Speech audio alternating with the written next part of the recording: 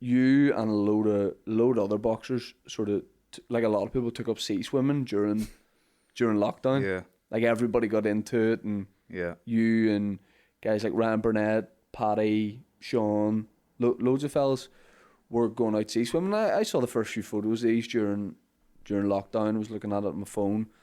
You know, and you could go out and about a bit. I thought that's class. What boys are getting out, and probably good to have that camaraderie again. You know, getting out of your comfort zone, doing something early in the morning. And I was like, I wonder where they do it.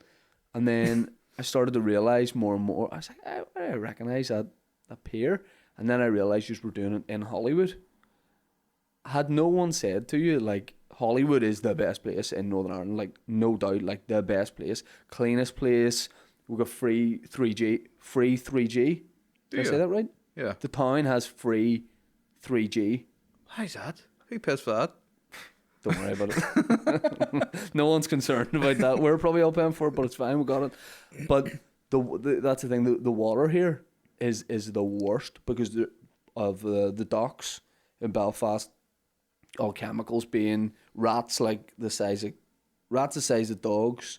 The sewage plant for all Belfast is like half a mile down from where you were swimming, and I'm looking at video of some of the best boxers of all time from here, the elite boxing talent bobbing into the water, and I'm like, they're never going to be able to fight again ever.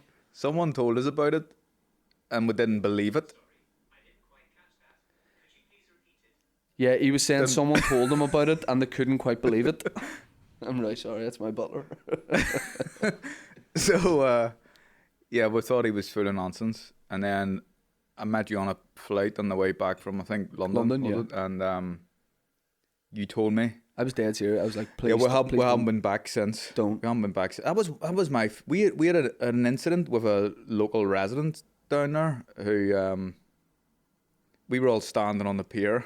Big squad of us, right? Maybe 10, and we're respectful when we come down in the areas like that. We don't want to make too much noise. Because you were there, first thing, like? Yeah, we were there for sunrise usually, which depending on the time of year, it was probably about 6:30 at this time. So we're all on the pier, and this guy, we're about to jump in. A guy comes out of his house with his house coat on. Dressing it? Aye. Yeah, whatever you want to call it. House coat, you know, a house coat, like a dressing gown. Right. You call it a house coat. He comes walking down, we think, oh, fuck, fair play to your man, straight out of his door, wants to jump in. And then he shouted at us for being noisy. And we weren't noisy. Yeah. And there was a few headers with us. D. McComb, who was mentioned last. Oh, and then that's Sean's brother? Sean's brother. He was on telling us about the fact that his brother had been thrown out of 2 of his fights. He's a nut. He's a great guy, but he's just screw loose. Absolute screw loose. So D's there, and we're all kind of standing there. And I didn't want to be involved and seem to be annoying residents, you know, and Carl Frampton's down here annoying the people of Hollywood. So he started getting a bit aggressive. And the local, right? And he was he's out in his dressing gown, being aggressive, but sounded like a yuppie voice. So people started giving him a bit of grief back, and I just turned around because he says we're being too noisy. We've woke him up. I don't think we woke him up. I think that he just likes to complain. Who are these guys coming down here, jumping into my water? I think he might have had an argument with his wife and he was on the sofa or something and he seen the cars pulling up. But he started to get aggressive and then he got the phone out, like as he was going to record us and report it to the police, and I just turned my back.